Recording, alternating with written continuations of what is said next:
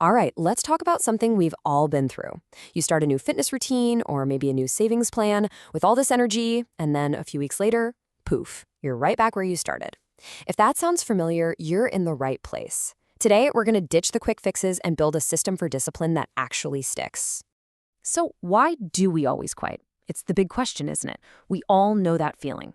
Week one is incredible. You're hitting every workout, you're tracking every penny, you feel like you can do anything. But then, the hype just fades. And that momentum you had, it's gone. What is going on there? Why does this happen every single time? Well, here's the absolute heart of the issue. We think the problem is a lack of motivation, but honestly, we're betting on the wrong horse. See, motivation is a feeling. It's an emotional high driven by a chemical hit of dopamine, and it feels great, but it's totally unreliable.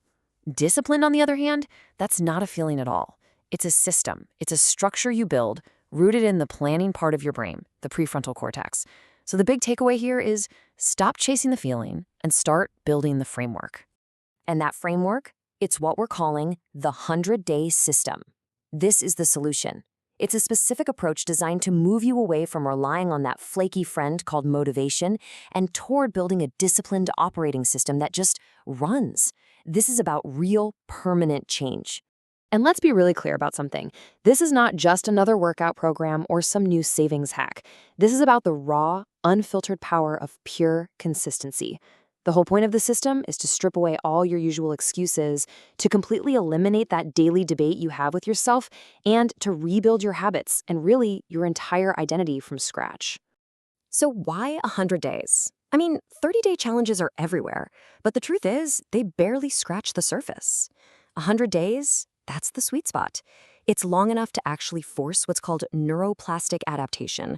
That's your brain literally rewiring itself to make the new habit permanent. And this isn't just about what you see in the mirror or in your bank account at the end. It's about the person you become in the process. Now, to really get why this works, we have to look at what's going on inside your brain. The reason this journey feels so hard isn't a character flaw. It's not because you're weak. It's because your brain moves through very predictable neurobiological phases. And if you understand the map, you won't get lost when the terrain gets rough. So check this out. It all unfolds in stages. The first 10 days, that's the novelty phase. You're hyped, you're flying high on dopamine. But then comes novelty attrition. That's when you feel yourself slipping. Then comes the negotiation, around week 3, when your brain starts coming up with amazing excuses to skip a day. After that, you're in the long middle. This is the grind. But if you get through it, you hit the automaticity threshold, where it finally starts to feel easy.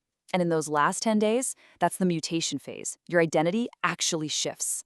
This quote from a runner who did a 100-day challenge just nails that novelty attrition phase, that blah feeling where things just don't click anymore. That's a biological sign that the early dopamine rush is gone. It's not you failing, it's a totally predictable part of the process. And just knowing that it's coming is half the battle. Okay, so while all that rewiring is happening in your brain, your body is giving you cold, hard proof that the system is working. And this is why fitness is such an amazing tool for this, because the feedback, it's undeniable. The engine behind any physical transformation is a principle called progressive overload.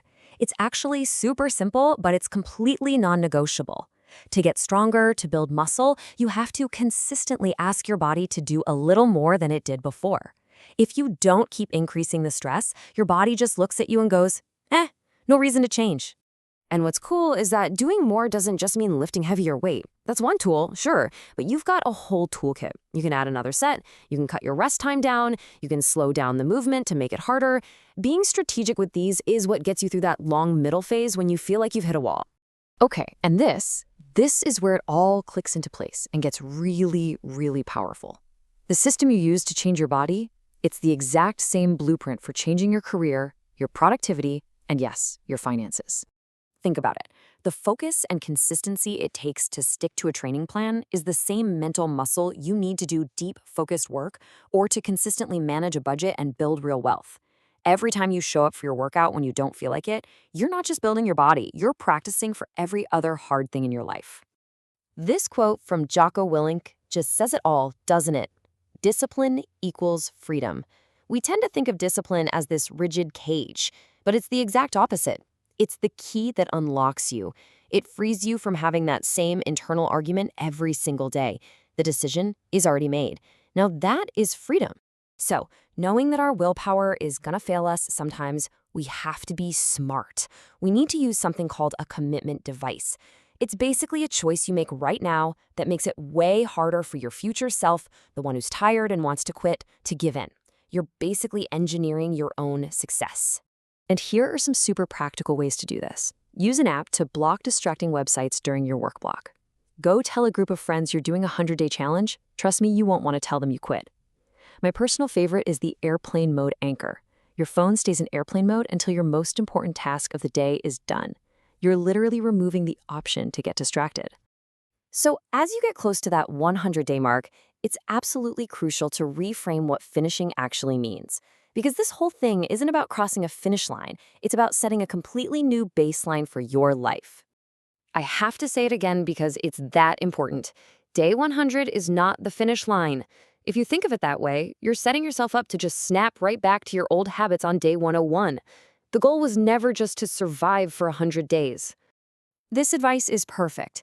Think of the challenge as a Kickstarter. It's a concentrated blast of effort designed to do all the heavy lifting of building the habits and rewiring your brain.